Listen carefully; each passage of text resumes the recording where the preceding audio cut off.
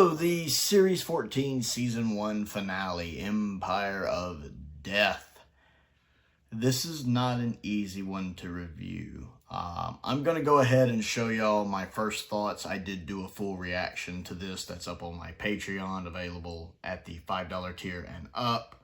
$5 a month tier if you want to see that. It's full, uncut reaction, picture-in-picture of the story and my initial review of it. That's up there. Links to the Patreon are down in the description. I'm going to go ahead and show y'all the actual initial review from the end of that. And then I'll kind of comment on where my thoughts are now, having slept on it. I don't know where I fall on this one. Stuff I like, stuff I don't. Performances were good. Gabriel Wolf, of course, was awesome. Shootout had a good performance. I mean, everybody was doing their parts well. The incidental music was really good. Part of it drags. Like, there is no one in the world who can come to me and be like, Pyramids of Mars needed some editing down because of pacing, and then watch this and be like, perfect pacing. Yeah, BS. Pyramids of Mars is paced better than this. Parts of this drags. Pyramids of Mars does not. So I will never, trust me, anytime someone comes to me and be like, we need to edit down some classic Who so it paces more like modern Who, I'm going to be like, you don't watch enough Doctor Who. I don't buy the resolution. One, I don't like what they did with Mel. I just don't like that with her being controlled. I mean, we saw it coming a mile away. It's not subtle about it, of course, but I don't like it. I like the fact the Doctor caught on to it and pulled it into his plans. So the resolution is just, I like the fact that they went there and showed what Sutek could do if he got loose. All of the stuff that we knew he could do. Funny thing is what happens here, all of that, his ability to do that was all communicated in Pyramids of Mars with the dialogue. Everything, I've heard some people on Twitter after watching the Tales of the TARDIS version of it, and they're always like, but he doesn't do much. He doesn't seem that powerful in Pyramids of Mars. And I'm sitting here going, that's because y'all people weren't paying attention to the dialogue. What sells Sutek and Pyramids of Mars is two things. Gabriel Wolf's voice, which is amazing, and the dialogue, because it's written basically a page one rewrite from the best writer Doctor Who has ever had, Robert Holmes. And if there's one thing Robert Holmes definitely writes, it's amazing dialogue. So the threat of Sutek was communicated very well in the dialogue of Pyramids, that all life would cease to exist when he shows her the future 1980. And it's nice to see that kind of realized in this episode. All of that does happen. I mean, you catch on very soon. This is going to be another one of those Russell T Davies resets where the Doctor goes back and resets everything. Russell does this. Yeah, we've seen him do this before, like with Sound of Drums, Last of the Time Lords. So we kind of have that going on here. But how the Doctor does it, just by dragging Sutek through the vortex, I don't.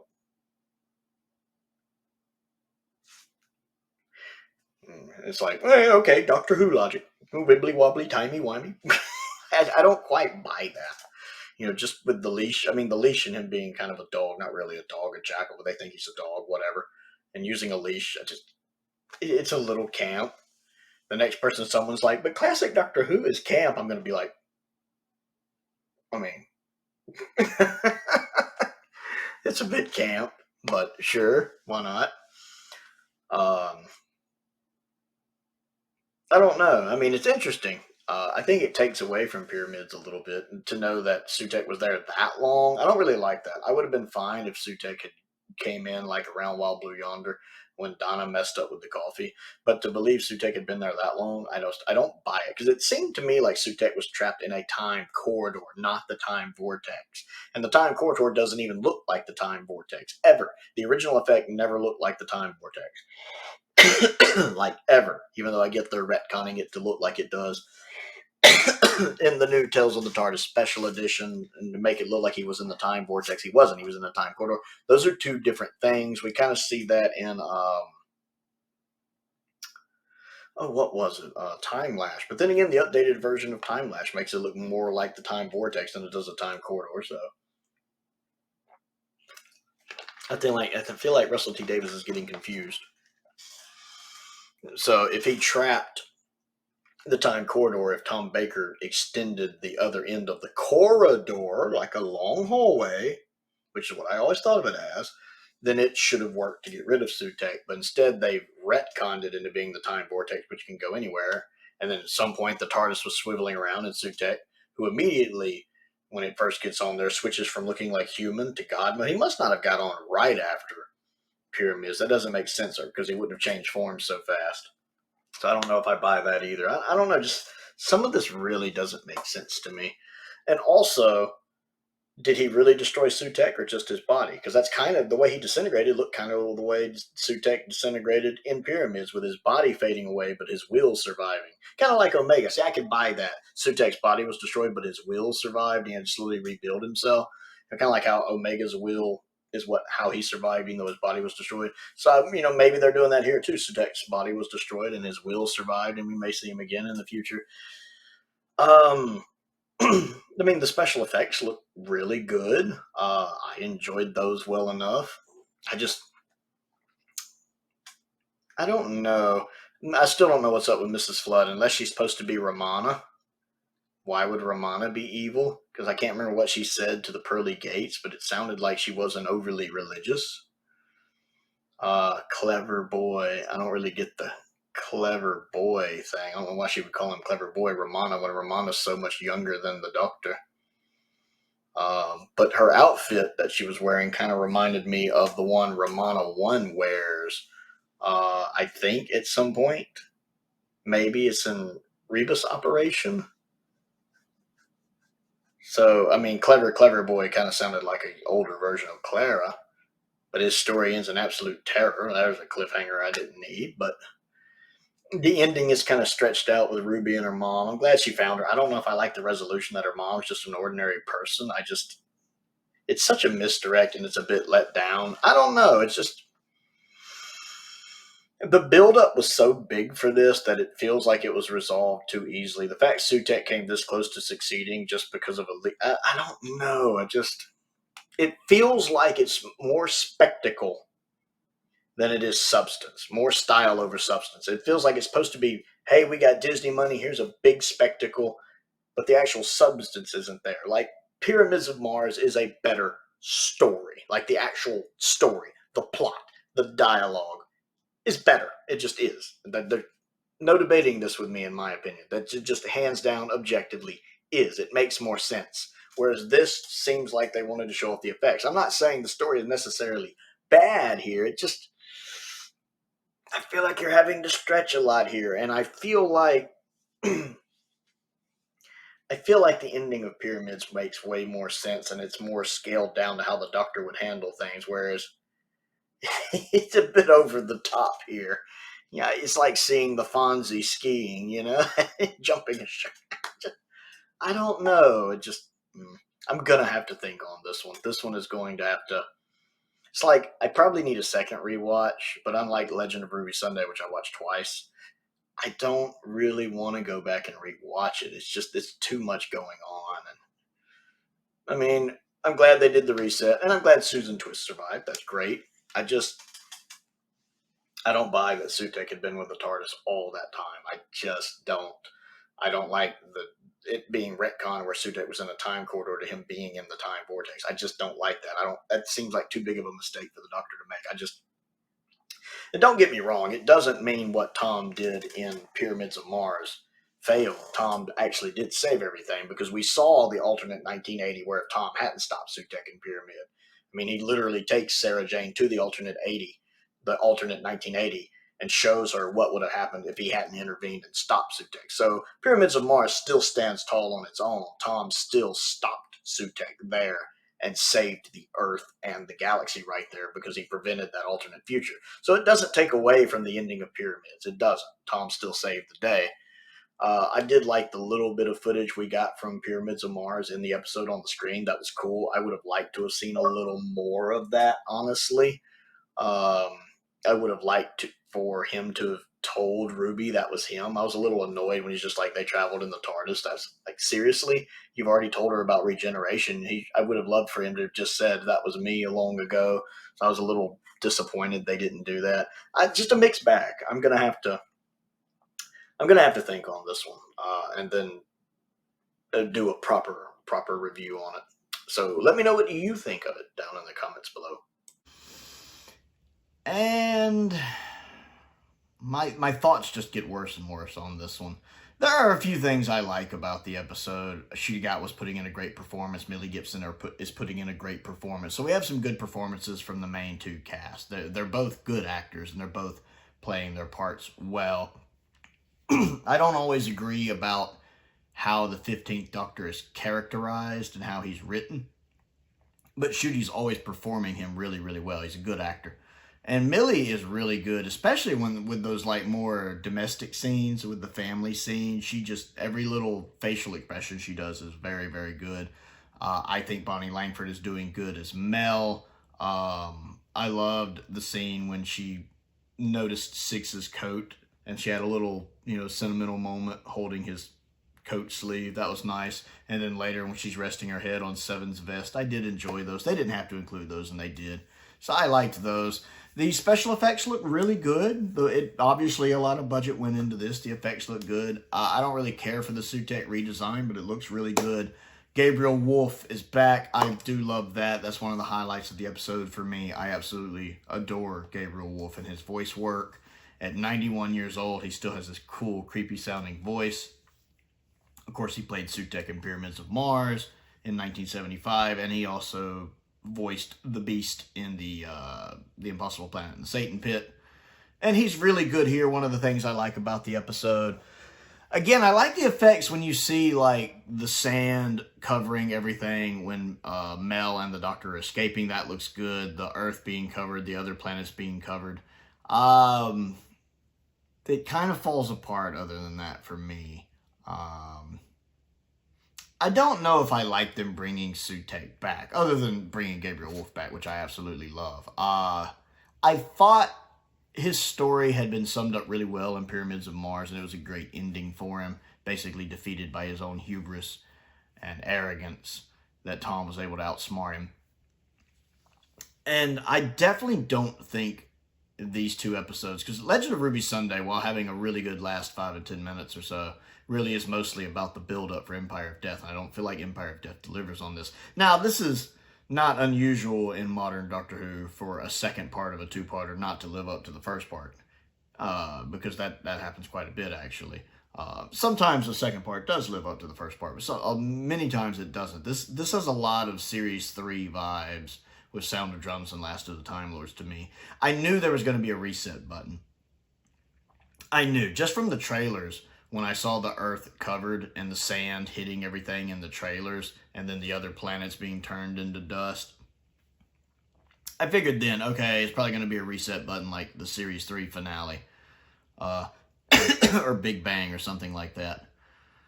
And then when Kate died, I knew there was going to be a reset button. There's no way they were going to kill Kate. So, and then when you kept seeing all the other characters dying, like Ruby's mom, like, yep, there's going to be a reset button. They're going to fix everything. So I caught on to that early on. That's just very much out of Russell's handbook, honestly.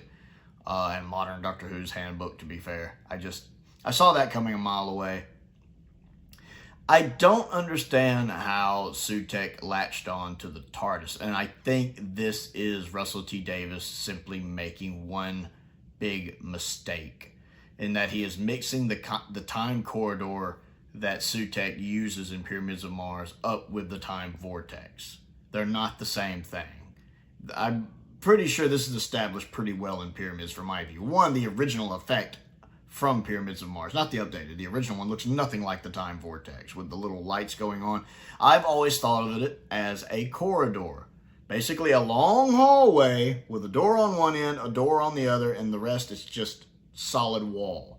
There's only two exits. The one you go in, the one you go out at the other end. Kind of like the endless staircase in Super Mario 64. If you ever played Super Mario 64, you can't go up the endless staircase until you get a minimum of 70 stars. If you try, you're just endlessly trying to go upstairs. There's no end. That's how I think of the corridor, the time corridor from Pyramids of Mars. It has an opening, and has another opening at the other end, nothing in between. And the Doctor, of course, constantly is moving the exit further out of Sutekh's grasp, so he can never reach it. Again, like that endless corridor in Mario 64. You can't ever get to the end of it, and that's how he ages Sutekh to death. Now Russell seems to treat the time corridor as the actual time vortex, and the updated effects do as well, and I don't buy that. I think Russell just made a mistake there. I don't buy that. Why would he leave Sutekh just in the time vortex, where he could latch onto anything, like the TARDIS? Also, when did he latch onto the TARDIS? Was it the end of Pyramids of Mars? That doesn't make sense. Well, right when he left in Pyramids of Mars, Sutekh latched on. No, that doesn't make sense. Because at the end of Pyramids of Mars, Sutekh is like 7,000 years in the future. Because while he's talking to Sutekh in that dialogue at the end of Pyramids of Mars, he goes, "You're 1,000 years in the future now. Shall we move for 5,000? And at the end, he's like, oh, he lives something like 7,000 years. He should be at least 7,000 years ahead of 1911 at that point, just according to Bob Holmes' excellent dialogue. This is a fact. This is inarguable. That is a fact. He's supposed to be 7,000 years ahead. So there's no way he could latch on to the TARDIS. Now, after the TARDIS leaves, and next time it goes 7,000 years to the future, I could buy that a little more. And maybe that happens, during the Tom Baker era. I could even see that. But not right after Pyramids, because Sutek's not in 1911 anymore. He's thousands of years in the future, as the dialogue says.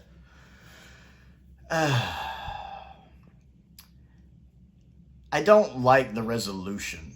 The bit when Ruby just hooks basically a leash on the dog, which Sutekh isn't supposed to be a dog anyway. He's supposed to be a jackal, since he's supposed to be a representation of Set. And then just leashes him away like they're walking the dog. That feels like that was written by a 5-year-old. And I believe Russell's on record for saying he's known what he's wanted to do for Sutekh. Since he was for 50 years or something like that. And that's what it sounds like. It sounds like a 5-year-old said, ooh, I want to do this. Why would Sutekh have a collar? Why would Sutekh have a hook for a leash on his collar? It doesn't make any sense. It's like all of the plot things that have to happen for this to work out. All of the contrivances for this to work out. It doesn't make any sense. Why would he have a hook for that anyway? For you to hook it on. It doesn't make sense. There's several Lynch Pins of this episode that have to happen. I've never been a fan of Turn Left, and mainly because while I think Turn Left is some great character work for Donna and some great performances, I've never liked it because the linchpin of the episode is that the Doctor would have died in that room if Donna hadn't gotten him out. The whole episode hinges on that. And since I don't believe that's the case, the whole episode falls apart. But I have problems with that here. There are linchpins that don't work for me. One was what we talked about with the Sutekh hitching a ride on the TARDIS after Pyramids. I don't buy that for reasons I just explained. So that fails. Two, why would the TARDIS let Sutekh do all that? It mentions in The Legend of Ruby Sunday how he seduced the vessel and the vessel did obey. And then the TARDIS is letting Sutekh do all that. I know it's heartbeat and all that. I get maybe they're going for it's a slow corruption thing over time, but if Sutek's been there that long, you'd think in The Doctor's Wife, when the TARDIS was human or had a voice, it'd be like, oh, by the way, Sutek's also here and you need to do something about him. You think when she was in her human form, she would have been like, oh, by the way, just so you know. Doesn't make sense she didn't.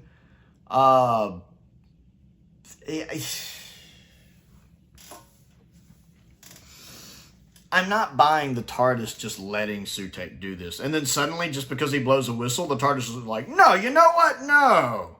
And then the TARDIS suddenly finding the strength to fight back because it hears a whistle. It's written by a 5-year-old. It's just bad writing. And I know DW Fan 91 hates that term, bad writing. But it's bad writing. It's lazy writing. It doesn't make sense. Why would the TARDIS allow Sutekh to do this, to trade a doctor, to do all of this, why? And then suddenly, at the sound of a whistle, the TARDIS is like, hey, I'm okay again, I'm back in control. It's so contrived. It's so contrived. And then the whole thing about, we're going to fight death with death. What? I'm going to bring death to death. If we kill death, then that brings life. Because if you add a negative and a negative, that makes a positive. No, it doesn't. Adding a negative and a negative makes a negative. What? That doesn't make sense. That does not make sense at all. I mean, it's Doctor Who, willing suspension of disbelief. timey-wimey, wibbly-wobbly, I guess I'm willing to let that go. I mean, I knew there'd have to be a reset button even before I started the episode. But that's just weird. Also, you released Sutek into the void and thinks it killed him. When going by your own retcon, that's how you stopped him in the previous story in Pyramids. You sent him into the void. He lived.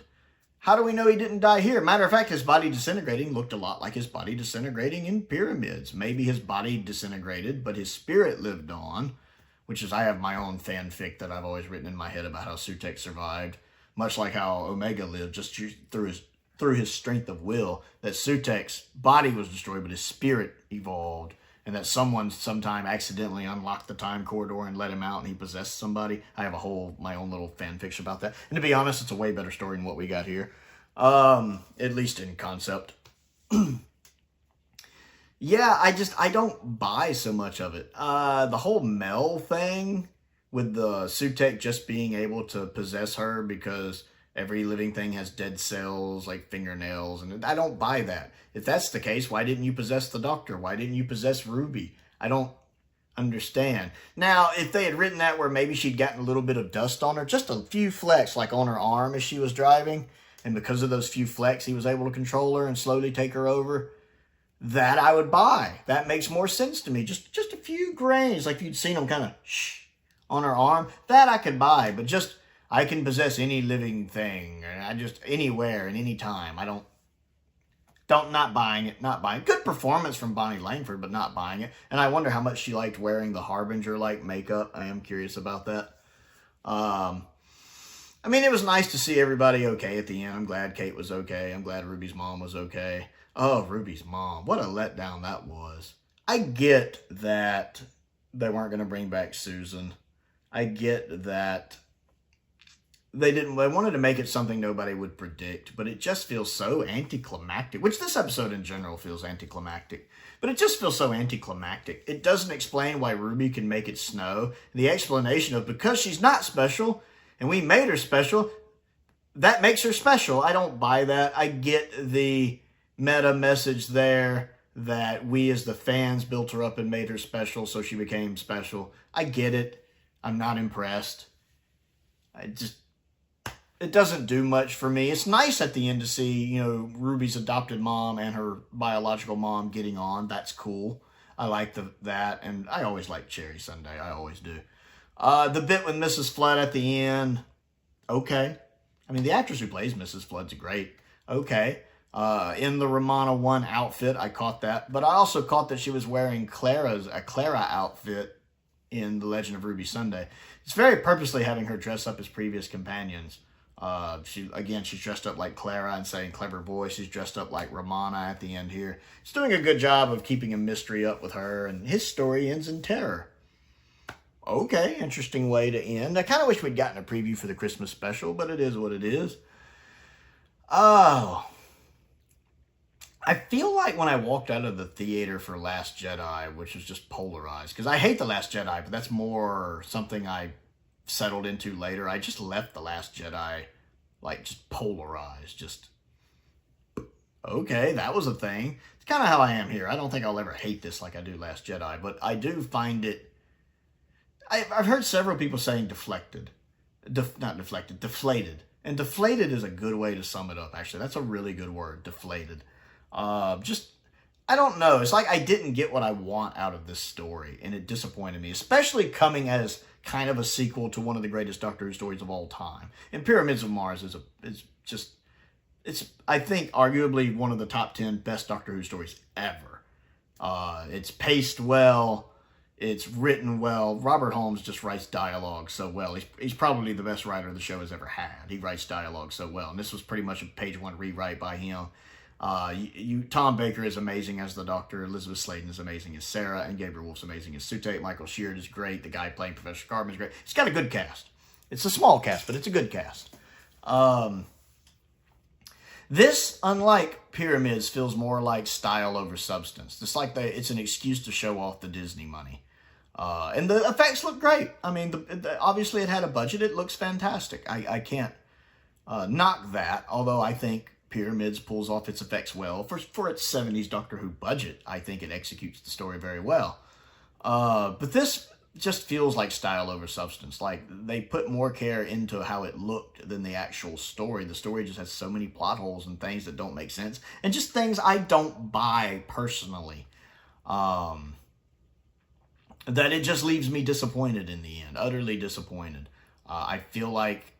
I wondered if they would be able to wrap up Sutekh well in the allotted time. They did not. I do like the fact we actually get to see just how dangerous Sutekh is. Everything that happens in this story is stuff that is communicated through dialogue in Pyramids. So it's nice to see that actually done on screen, with him basically bringing death to the universe.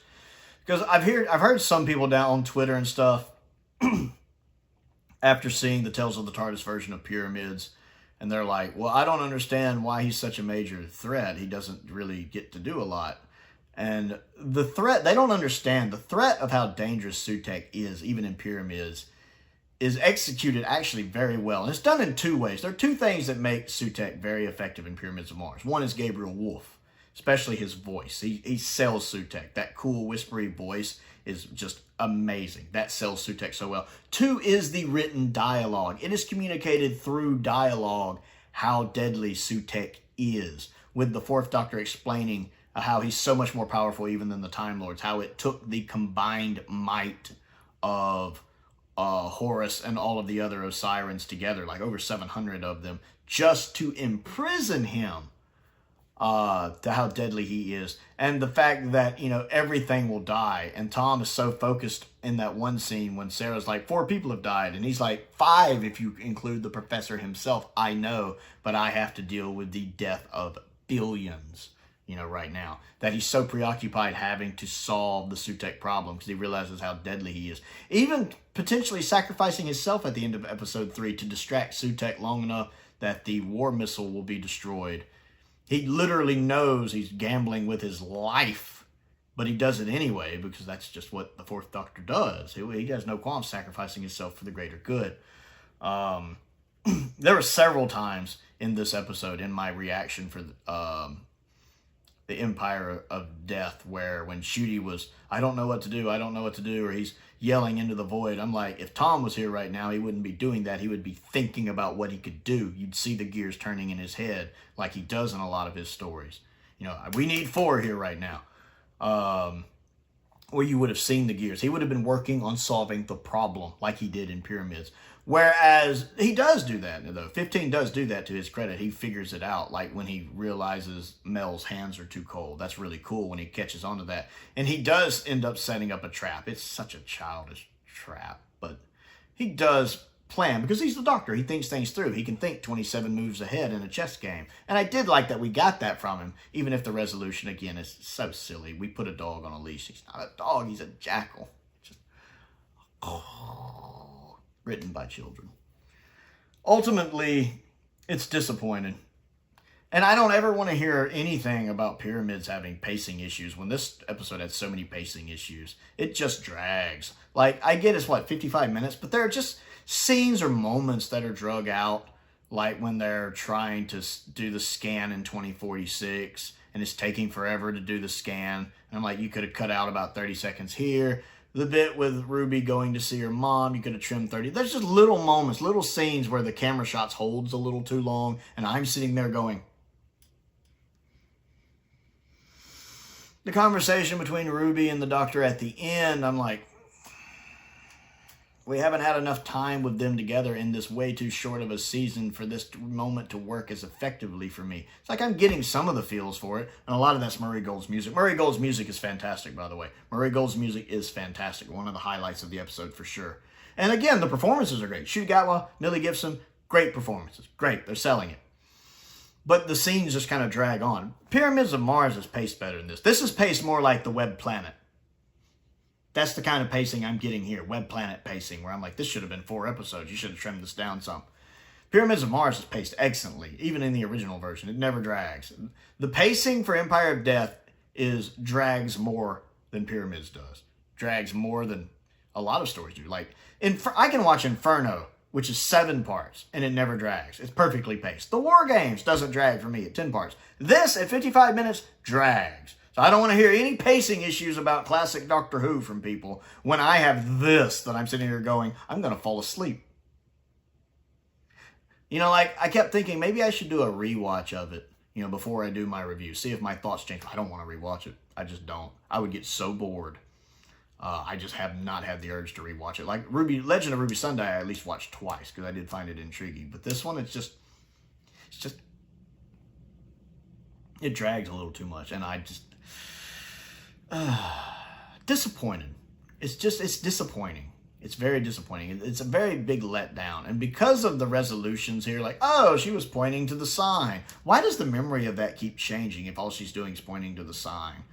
How does Ruby keep creating snow if mom is just an ordinary woman and she's just an ordinary? I don't make it make sense. It doesn't make any sense. It's like we need this to happen for the plot to happen the way we want, but it doesn't make sense. But we need it to happen. It's bad writing. It really is. It doesn't make sense. Just plot conveniences and contrivances. Not for me. Now I'm going to have to sit and rank Season 1 and review Season 1. And I feel like some of these little seasonal art bits are going to really not be as good now. But we'll see. Disappointing. Do I think it's utter garbage? No. No, I don't think that. And there's, again, parts of the episode I like. Love having Gabriel Wolf back. I don't think it hurts Pyramid's legacy any. Because it's established in Pyramids of Mars that if Tom hadn't stopped Sutekh there, the Earth would have been destroyed earlier. Because he takes Sarah to the alternate 1980 and shows her what it would have looked like if they didn't stop Sutekh.